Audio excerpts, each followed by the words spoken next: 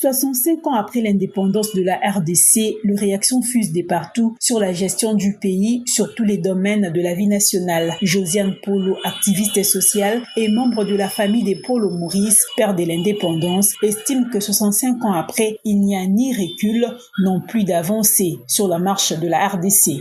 Je pense que si on doit faire un bilan honnête, ce n'est ni une avancée, ce n'est ni un recul, ni une avancée triomphale. Avec les années, j'ai appris à célébrer la résilience du peuple congolais, parce qu'il faut vraiment avoir une résilience hors norme pour survivre dans un système qui reproduit la dépendance.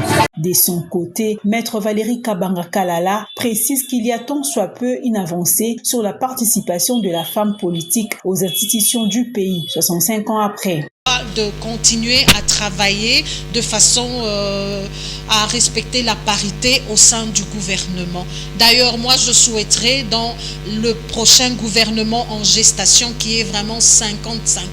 Donc, si le gouvernement prévoit 50 individus, qu'il y ait 25 femmes et 25 hommes pour équilibrer. Parce qu'au jour d'aujourd'hui, nous avons vu depuis l'annexion de notre pays à l'indépendance jusqu'à ce jour, les hommes qui sont passés n'ont fait que accélérer la balkanisation de notre pays. Cela ne résulte pas du fait de la présence de Tshisekedi, mais ça résulte d'un travail qui a été abattu en amont pour détruire le pays et le rendre à genoux un géant au pied d'argile. Ce n'est pas la faute à Souminois ni à l'actuel chef de l'État, mais nous disons que vous avez une part de responsabilité.